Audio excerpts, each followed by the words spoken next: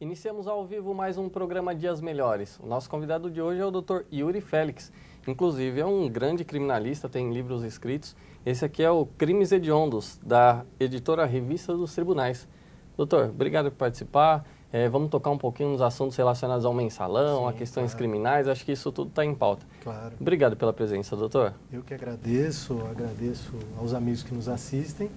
E estamos aqui para fazer o debate da área penal. Todos os temas que envolvem a criminalidade, que envolvem o direito penal, chamam muita atenção. Eu costumo dizer, se você anda na rua, ninguém te pergunta o que você achou do aumento do ICMS. Mas as pessoas perguntam o que você achou da prisão de fulano ou ciclano. Sim. Isso já demonstra a importância ou quem sabe, a emoção que transmite o direito penal. É verdade, e é importante, né, doutor? É importante para a sociedade, é uma segurança, existem falhas, mas também existem acertos. Sim. E assim, de um modo geral, o nosso sistema brasileiro, ele é um sistema evoluído processualmente e penalmente dizendo. Ele é um sistema evoluído que está de acordo com o atual momento da sociedade? O que o senhor acha a respeito? Olha, Daniel, essa é uma questão, já é a primeira questão tormentosa que envolve o direito penal e o processo penal. Para você ter uma ideia, o nosso Código Penal, e para os colegas que nos assistem, ele foi feito em 1940, o Código Penal brasileiro.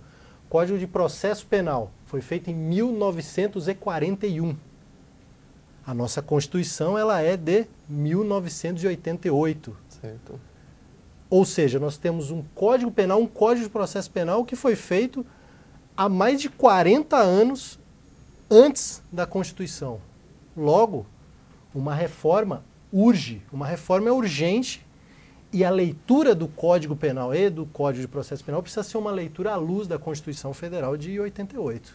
E doutor, assim, antes da gente entrar nas questões mais sociais, mais polêmicas, porque o nosso programa ele é assistido por pessoas comuns, não só advogados. Então eu não quero me alongar muito na questão, não vou te fazer muitas perguntas técnicas. Uhum. Mas assim, existem muitos conflitos entre a Constituição Federal e o Código Penal e o processo penal? Inúmeros. Inúmeros. Nós temos vários princípios constitucionais. Princípios que com certeza nós abordaremos na nossa conversa, que muitas vezes causam um conflito na cabeça das pessoas, mas questão que envolve a presunção de inocência, a ampla defesa, o contraditório, são princípios constitucionais. E numa prisão preventiva, por exemplo, lógico que a prisão preventiva ela deve ser observada por os colegas que não são do direito, ela é determinada, ela é descrita no Código de Processo Penal no artigo 312, mas existem os seus requisitos. Um requisito, a ordem pública, é algo totalmente aberto, isso fere totalmente a legalidade, a taxatividade, enfim. Já é um primeiro conflito, e para você ter uma ideia, Daniel, no estado de São Paulo, nós temos aí hoje por volta de 200 mil presos.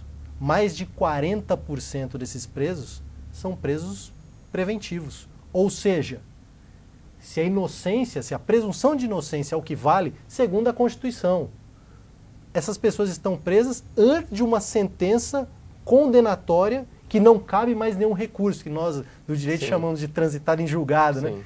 Não cabe mais recurso. Óbvio, nós estamos diante de um conflito constitucional.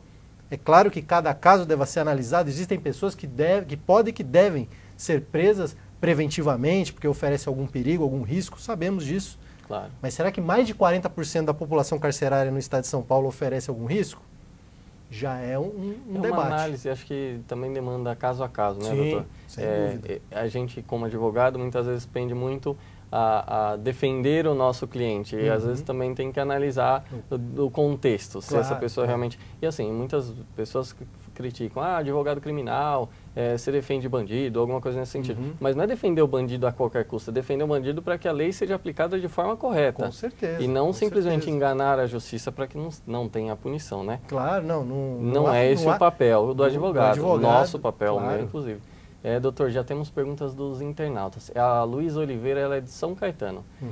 E ela pergunta se não se tem algum projeto e não se pensa em atualizar o Código Penal. Sim, existe mais uma questão polêmica. Existe um projeto de lei que tramita na Câmara. Esse projeto se reuniu uma comissão de juristas, formulou o Código Penal. Aí nós já temos várias e várias polêmicas. Para você ter uma ideia, Daniel, no mesmo Código Penal nós temos 3 idades relacionadas ao idoso. Num determinado momento no desse projeto de Código Penal, o idoso é acima de 60 anos, num outro momento é acima de 65 anos e no outro momento acima de 70 anos. Por quê? Porque formou-se uma comissão de vários juristas, certo. Essas pessoas trabalharam separadas, cada um escreveu uma parte, depois para juntar tudo fica difícil coadunar, fica difícil conjugar. Cada um tem sua opinião, né? Sim, e fora outra problemática desse projeto de Código Penal, nós temos a pena de lesão corporal. A pena de maus tratos a animais é maior do que a pena de lesão corporal a você, aos colegas que nos assistem. Entendi. Ou seja, a pena de lesão a um animal, de maltrato a um animal, ela é maior do que a lesão corporal ao homem ou à mulher. Não que seja menos importante, mas eu acho que é necessário... Um equilíbrio. Um equilíbrio, Um equilíbrio, claro. De fato. E, doutor, vamos, assim, a gente está abrangendo o direito penal, mas eu acho que um tema que é bem interessante a gente tocar no momento, que é uma questão política que está envolvendo e todas as pessoas estão acompanhando. A questão do mensalão, doutor. Acho que o senhor tem um panorama geral aí para nos dizer, olha, Daniel, acho que está sendo conduzido de uma forma legalmente correta ou tal, para aí a gente começar a entrar nos tópicos em específico. Dá um panorama geral para a gente, doutor. Como é que está essa situação do mensalão? Olha, Daniel e os amigos que nos assistem, o mensalão é uma questão complexa, é uma questão que não é o paradigma, não é o exemplo dos processos da nossa justiça penal. A justiça penal, nós sabemos, nós somos advogados, sabemos que os clientes preferenciais da justiça penal são os pobres. Isso já demonstra que o direito penal ele é desigual na sua própria essência, Sim. Porque ele pega os mais vulneráveis. E nesse momento, no caso do mensalão, ele pegou os poderosos. É isso que chama a atenção da grande população. Existe um fator político, um fator que muitas vezes até é pedagógico, de demonstrar que o direito penal não serve só para pobre, mas existe uma questão chamada garantias, existe a forma, porque forma no processo penal ela é garantia, a forma certo. Precisa ser preservada. Eu acredito que no caso, na ação penal 470, né, conhecida como mensalão, muitas garantias e muitas formas do Código de Processo Penal e da Constituição foram atropeladas. Seja por um interesse político, seja por um holofote, seja por uma vontade de justiça. Aqui a gente não pode julgar a intenção das pessoas desse ou daquele ministro, que muitas vezes as pessoas têm intenção nobre, mas elas, no afã de cumprir a sua missão, enquanto juiz, enquanto ministro, elas se excedem. Ao meu ver, na minha modesta opinião, em alguns momentos desse julgamento ocorreram excessos. Entendi. E doutor, assim, o programa é ao vivo, então as pessoas muitas vezes vão surgindo perguntas e muitas vezes está ligado com o tema anterior. Então, só uma pergunta aqui da Elimar de Santo André, a gente volta um pouquinho para o tema passado, mas retorna nessa questão do mensalão, que é muito importante, muito interessante. A Elimar de Santo André, ela pergunta o seguinte: quais os principais pontos que precisam ser revisados no Código? Eu não sei se ela está se referindo ao Código Penal ou Código de Processo Penal, mas se o senhor puder dar uma geral para a gente. Sim. Código Penal, eu vou te dar um exemplo. Se o indivíduo, o empresário, ele sonega o imposto. Isso não está no Código Penal, está na Lei 8137. Se esse indivíduo paga esse imposto com a referida multa, enfim, com todos os encargos, ele não é denunciado, ou seja, ele não sofre o constrangimento de responder um processo. Certo. Se o indivíduo furta uma bicicleta ou um botijão de gás, e 3 dias depois ele se arrepende, enfim, e vai lá e devolve a bicicleta e o botijão de gás, ele vai ser denunciado criminalmente. Ele, dependendo do histórico dele, ele será até detido, será solto depois, enfim, mas aí já é outra questão.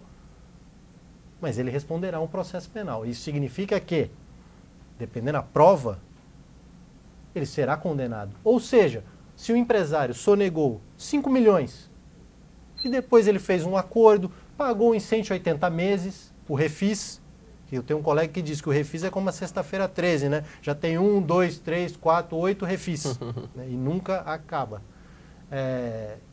Enquanto que aquele indivíduo jovem que cometeu um furto de uma bicicleta, de uma carteira, de um celular, responderá a processo penal. Essa é uma questão que precisa ser observada. Essa diferença entre aqueles que podem mais e aqueles que podem menos na nossa sociedade. Isso falando de Código Penal. Tá. Falando, por exemplo, de receptação. Aquele que adquire um produto que se sabe que é origem delituosa, origem de furto, origem de roubo. Se a pessoa faz isso sabendo, a pena é uma. Se a pessoa comete uma receptação culposa, ou seja, ela não sabia que aquele produto era roubado, a pena é maior. É estranho, né? Não dá para entender a razão. Isso é um absurdo. E a questão, para mim, do Código de Processo Penal, a questão mais tormentosa é a prisão preventiva. A prisão preventiva, ela precisa ser melhor elaborada no nosso sistema. Até para ficar em consonância com a própria Constituição, com a própria Constituição. Doutor, tem mais uma pergunta, é da Deise de Diadema. Ela pergunta o seguinte: o Código Penal não privilegia o bandido?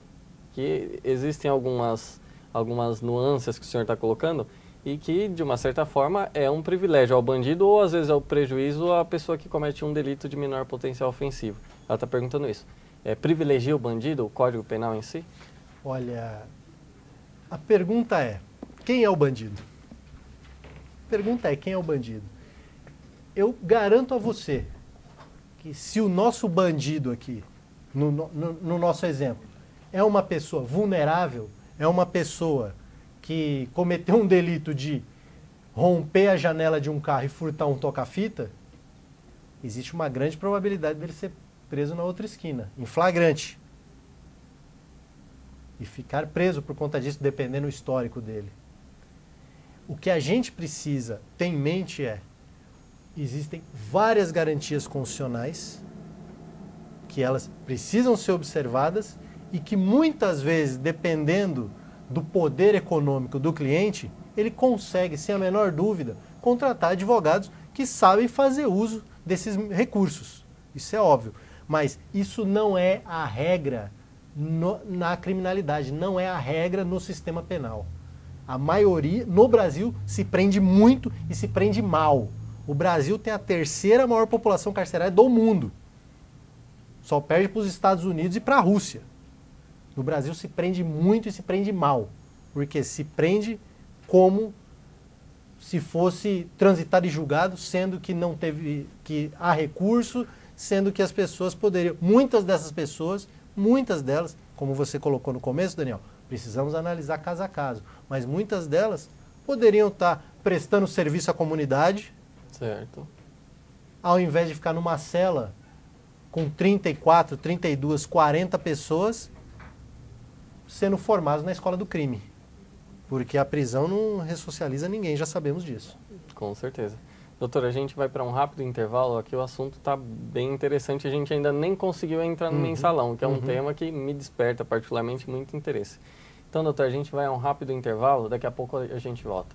Web TV São Caetano, nossa cidade é o canal. Até mais.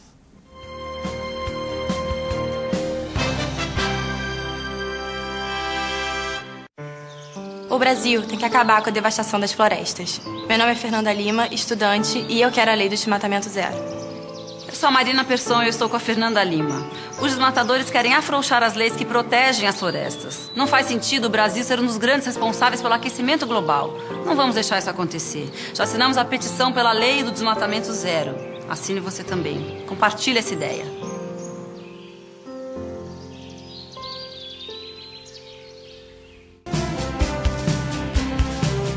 Web TV São Caetano, nossa cidade é o canal.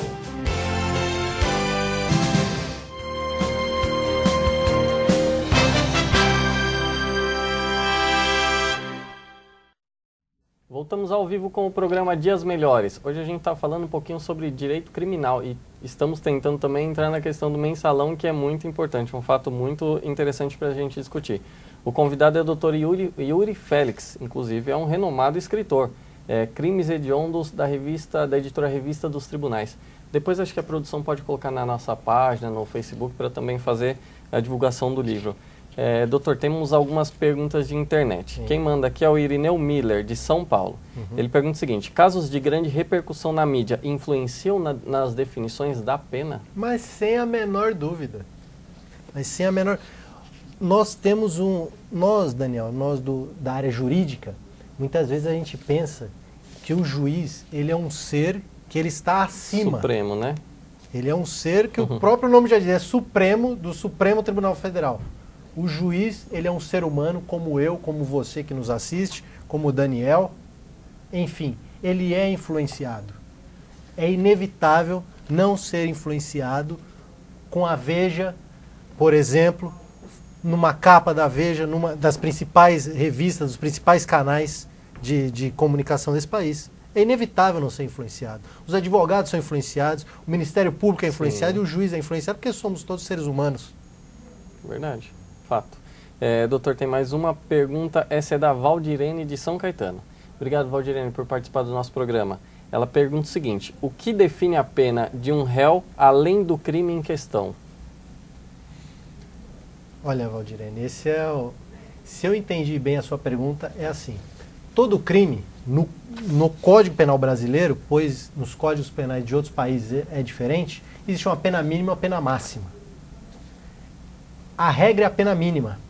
Para que essa pena supere o patamar mínimo, é necessário obedecer alguns requisitos. Se o indivíduo é primário ou reincidente, ou seja, se ele já cometeu outros delitos, a forma como ele cometeu esses delitos, se ele agiu com crueldade, por exemplo, alguns usam, isso é muito discutível, se isso serve a majorar, a aumentar a pena do mínimo. Certo. Mas existem os requisitos que estão, né, no Código Penal, como reincidência, como a chamada periculosidade do agente. Isso está no artigo 59 do Código Penal, e isso serve para majorar, para jogar a pena acima do mínimo legal estabelecido. Doutor, uma coisa que a gente está ouvindo muito, tem algumas perguntas de internautas, mas eu quero abordar um assunto, depois a gente retoma aqui. É uma questão que está bem em pauta e que as pessoas não estão entendendo muito bem como é que funciona. Essa tal de prisão domiciliar, doutor, explica pra gente aí, porque tem muita gente querendo, né? Muita gente buscando, né? Explica pra gente o funcionamento. Se quiser utilizar o caso prático atual, eu acho que seria importante também. Amigos, vamos lá. A regra da progressão de regime, isso depende da quantidade de pena também estabelecida. A regra, como sabemos, ela é o regime fechado, ou seja, 24 horas preso no estabelecimento prisional, numa penitenciária, semiaberto, onde o indivíduo, na maior parte do país, trabalha durante o dia e à noite dorme no local estabelecido, no semiaberto, ou o regime aberto, onde, com uma certa periodicidade, aí depende do que o juiz da execução criminal, o juiz da pena, define para aquele condenado, que chamado na execução como reeducando, aí depende o que o juiz define. Se ele tem que ir lá mensalmente, ou trimestralmente, ou bimestralmente, aí depende de cada caso. A prisão domiciliar, ela deve servir a determinados casos. Casos, por exemplo, se o indivíduo sofre de uma doença incurável, de uma doença terminal, de uma doença que necessite cuidados especiais, aí ele tem direito. Que aí nós temos a grande discussão, o que é benefício e o que é direito. Ele tem direito e o que é prerrogativa, como nós advogados falamos. Ele tem direito à prisão domiciliar, mas não é a prisão. Eu fui preso, faço academia 4 vezes por semana, mas eu quero prisão domiciliar. Aí eu sinto muito. Não há que se falar. Mas se há necessidade de cuidados especiais, doença terminal, o exemplo muito comum nos julgados é a doença terminal. O indivíduo que tem um câncer ou que tem um HIV e que já está na fase terminal, ele tem o direito a uma prisão domiciliar. Doutor, é que assim, a gente tá... Eu também penso da mesma forma e entenda o seguinte, olha, são situações excepcionalíssimas. Sim. Porque, em regra, você cumpre, né, nos estabelecimentos prisionais como qualquer outro. Sim. Agora, não sei se seria justo imaginar que uma pessoa, porque exerce um cargo político ou porque está numa situação financeira privilegiada, que ela tem o direito de, porque tem a pressão arterial em um nível fora do normal, se sujeitar ao regime domiciliar, que é um privilégio, digamos assim. Eu não sei se o senhor está acompanhando na mídia, mas me parece que, no meu ponto de vista, tá? É a minha avaliação, não é algo tão grave do Genuíno, não é algo tão grave para chegar ao ponto de uma prisão domiciliar. O que o senhor entende? Como é que o senhor vê essa situação em específico? Olha, Daniel, para a gente afirmar, para eu te responder essa pergunta, nós teríamos que ter acesso ao laudo dos 5 médicos. Certo. O laudo dos 5 médicos que o avaliaram, que inclusive o ministro Joaquim Barbosa está aguardando esse laudo, o laudo é que vai definir se o estágio em que ele se encontra cabe ou não cabe a prisão domiciliar. Esse é o estágio. Se o laudo definir que não cabe, ele deverá retornar ao regime fechado. Certo. E aí tem toda a questão do julgamento dos embargos infringentes, que nós podemos falar também, mas o laudo é o que vai definir. E o senhor tocou numa coisa que muito se ouve, mas poucas pessoas sabem. Essa questão dos embargos infringentes. A princípio, olha, teve o julgamento do mensalão, agora vai todo mundo para a cadeia. Aí, de repente, não, tem os embargos infringentes. Existem ou não existem? É permitido? Existe no regimento interno do Supremo ou não existe? Como é que está essa situação, doutor? Aliás, fala para a gente o seu entendimento dessa situação em si e como está atualmente. Olha, o entendimento que aí é uma leitura constitucional. Daniel, nós podemos ter N convicções políticas aqui. Todos nós, o jurista, o advogado, o juiz, tem convicções políticas. Nós podemos ter de A a Z. Mas uma coisa é a nossa convicção, outra coisa é o que está na Constituição. A leitura que eu faço dos embargos infringentes, que é o recurso que coube após a sentença condenatória dos envolvidos no caso mensalão, é que seria cabível, pois prestigia a ampla defesa que constitucionalmente prevista. Eu avalio o seguinte, que no nosso sistema recursal só é preso cautelarmente aquele que precisa realmente ser preso. Aquele que não cabe, que mesmo no meio de um processo caiba uma prisão cautelar. A não ser que lógico, transitou, não cabe mais recurso. Certo.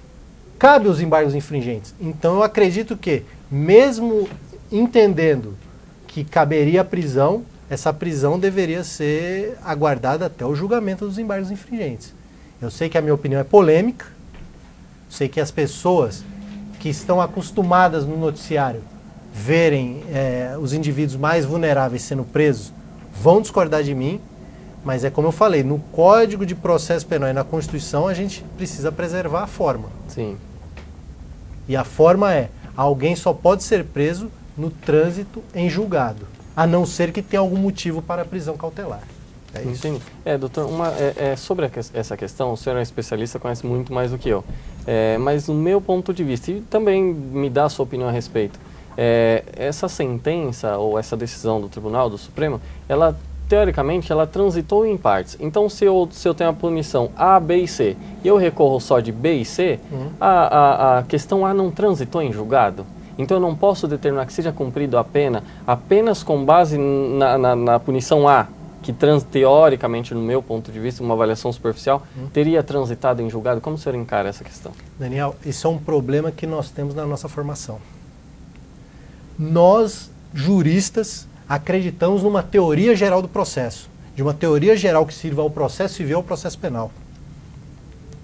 Amigos, não existe essa teoria geral do processo, isso não existe. Nós aqui em São Paulo, nós acostumamos a conviver com essa teoria geral do processo. Logo, no processo penal, não há que se falar em execução parcial, coisa que no processo civil é comum. Até no processo trabalho. Sim. Se você não impugnou esse e aquele ponto, é fato incontroverso. Logo, cabe uma execução, cabe uma cobrança, cabe uma adjudicação daquilo. No processo penal, não. Se nós entendermos que existe uma teoria geral do processo, aí a conversa é outra. Mas não existe uma teoria geral do processo que sirva ao Código de Processo Civil e ao Código de Processo Penal. Logo, não há que se falar em execução provisória, em execução fatiada, em execução parcial, em execução daquilo que é incontroverso. Certo. No Código de Processo Penal. Entendi. Doutor, tem uma pergunta aqui, é do Dinei William. Aliás, tem várias perguntas, doutor. Acho que a gente não vai ter tempo de ler todas aqui, mas eu encaminho para o senhor. Depois o senhor encaminha a resposta para os internautas, ou se não a própria produção. A gente responde pelo Facebook também. Obrigado, doutor. É do Dinei William. Ele pergunta o seguinte. Gostaria de saber da opinião do doutor Yuri sobre privilégios que tiveram parentes de mensaleiros para visitas, o que gerou reclamação de familiares de presos, de outros presos. E aí aqui ele continua. O delegado disse que mesmo no caso de presos comuns é analisado caso a caso, mas será que a prática é essa mesmo? Então assim, ele questiona, me parece que os outros presos também estão questionando, olha, as visitas são mais privilégios para uns do que para outros. Como é que o senhor encara essa questão prática atualmente? Olha, falando do ponto de vista da regra, eu sei disso, Daniel, porque eu advoguei um bom tempo na assistência gratuita, na defensoria, e são pessoas que não têm a menor condição de pagar um advogado. Situação muito comum das pessoas pobres. Elas juntam e não casam, elas moram junto. Uma dessas pessoas acaba sendo presa. Para esse cônjuge visitá-lo, existe toda uma ginástica, digamos assim, todo um esforço para provar que essa pessoa tinha uma relação estável com o preso para que possa visitá-lo. A regra é essa. Se há um privilégio ou outro de visita, isso é errado. Estamos diante de uma falha e, como já dito aqui, mais uma falha desse processo chamado mensalão, dessa ação penal 470. E nessa situação, quem está conduzindo? É um juiz de execução ou é o próprio ministro-presidente do Supremo? Quem autorizaria nessa situação? Ou é o do próprio presídio, o diretor do próprio presídio?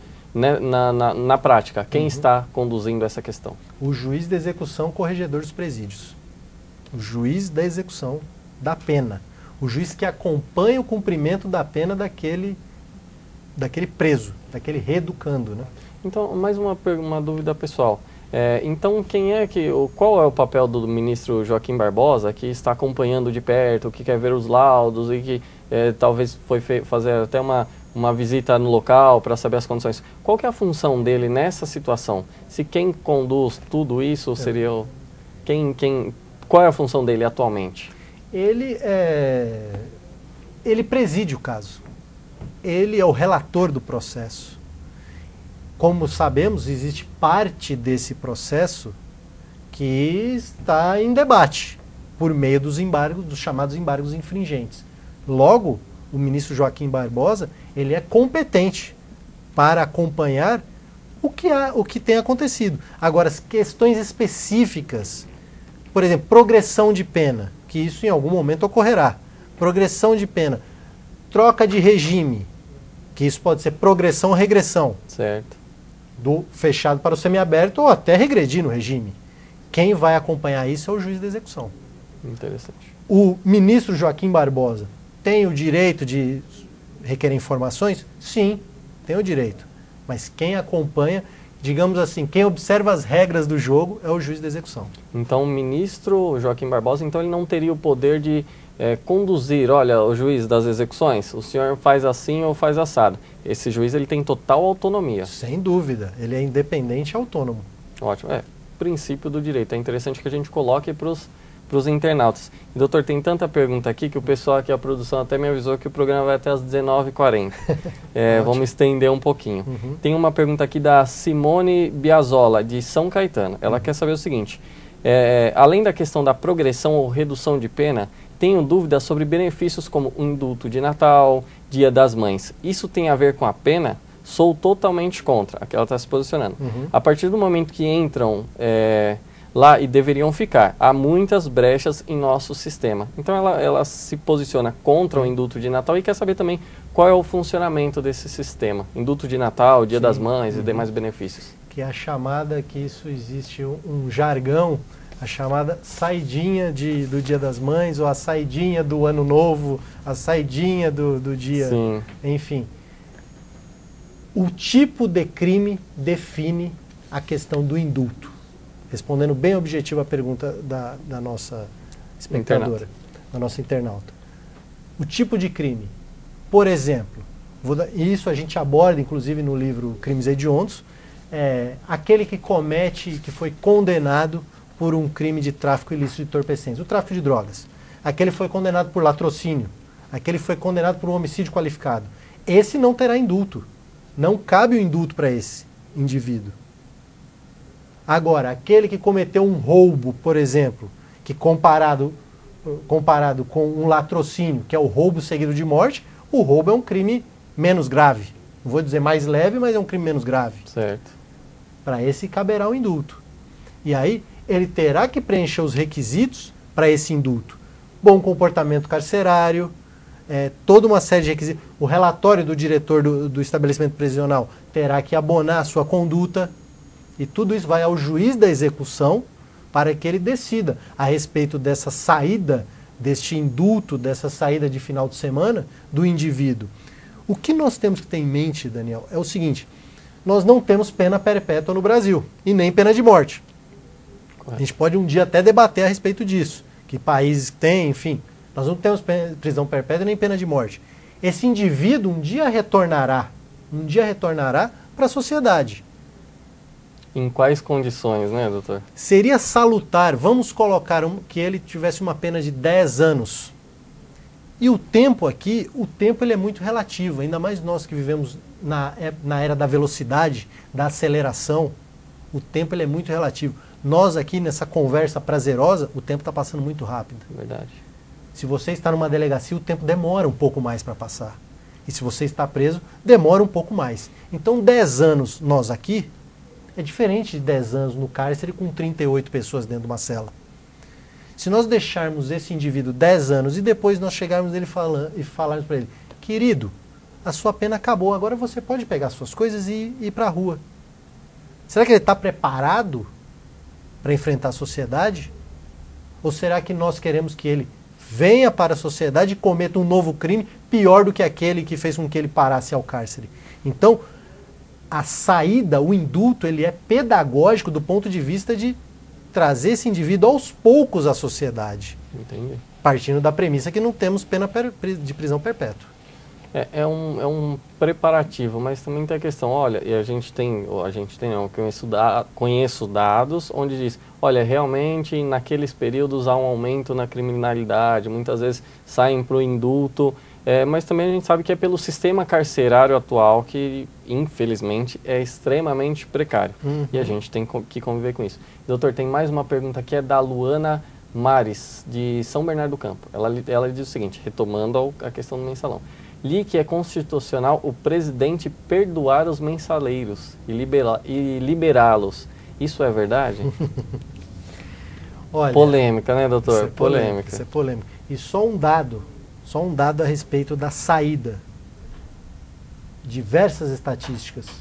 Daqueles que saem indulto, apenas 7% não retorna. Ou seja, 93% volta. Importante. Isso é um dado que representa alguma coisa para todos nós. Claro. Se você faz uma prova e tira 9,3 de 10, tem um significado. Então isso é o dado que nós temos que observar. A respeito do perdão, é possível um perdão presidencial? É possível. Mas eu te garanto que isso não vai ocorrer. Isso não ocorrerá de forma nenhuma. Então, doutor, mas não ocorrerá, porque é assim, desculpa até, é uma questão política, envolve uma questão política. Sim. De uma certa forma, se a presidente Dilma entender, e ela é do PT, e grande parte dos envolvidos também é do PT, se ela entender, olha, realmente eu vou dar esse perdão judicial, ela tem esse poder. Sim. Correto? Sim.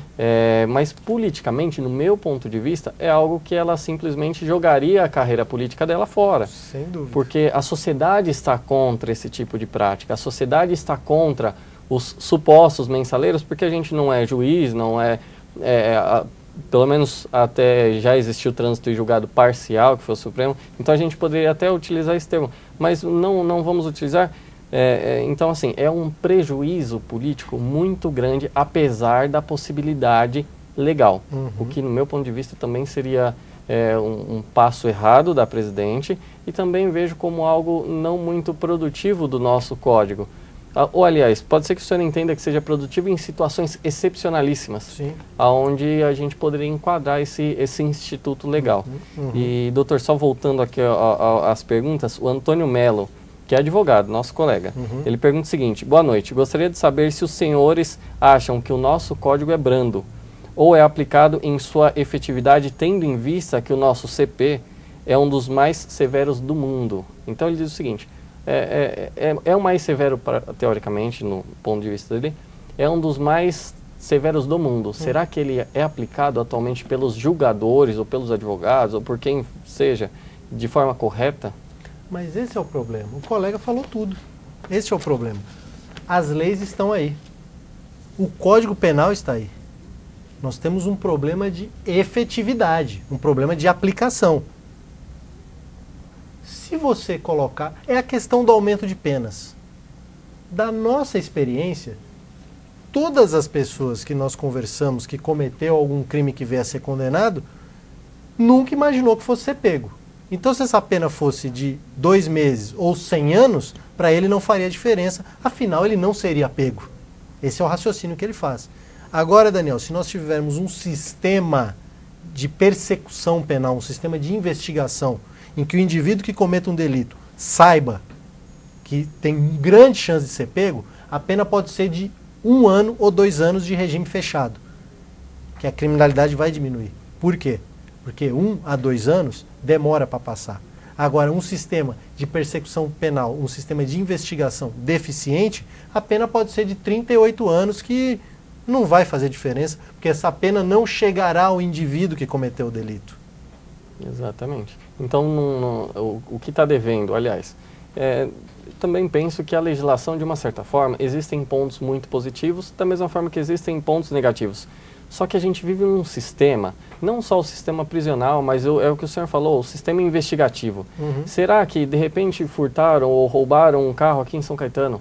Será que o poder público tem essa efetividade de buscar, de localizar, de encontrar os culpados ou os criminosos e aplicar uma pena? Mas também tem a questão da demora. A gente sabe da demora do Poder Judiciário, e muitas vezes a pessoa se acha impune. Ah, não, já passou 10 anos aí, então tudo bem, não vai acontecer nada. Também é um problema do nosso sistema. Doutor, aqui várias perguntas, muito interessante o programa, muito legal a entrevista. Só ressaltar aqui que o doutor é o doutor Yuri Félix, ele escreveu o livro Crimes Hediondos, da Revista dos Tribunais. Uma excelente leitura, principalmente para os profissionais. E, doutor, a gente está encerrando aqui, a produção já está me cobrando. A gente vai encerrar. O senhor, se quiser dar uma palavrinha final, se despedir do nosso pessoal, dos internautas? Claro, claro. Eu agradeço aos amigos, trocar essa ideia, mandar as perguntas, elas foram muito produtivas. E sempre aberto a debater o direito penal, o processo penal. Se você tem alguma dúvida, você pode me adicionar no Facebook, que hoje em dia todos estão nas mídias sociais. Yuri Félix ADV. E até a próxima, agradeço a atenção e foi ótimo essa conversa contigo. Doutor, foi um prazer conhecer o senhor. É realmente uma conversa esclarecedora, muito bom, muito interessante. Várias perguntas aqui, eu encaminho também para o senhor. Sim. E o pessoal da internet, obrigado por mandar as perguntas. Acho que foi muito produtivo o que eles mandaram para a gente também. Foi abrangendo o tema, né? Sim. Eu queria, a princípio, abordar bastante a questão do mensalão, mas infelizmente o tempo, apesar da produção ter insistido um pouquinho mais, mas não foi possível. Então a gente fica por aqui. Programa Dias Melhores, Web TV São Caetano, nossa cidade é um canal. Até mais, um abraço.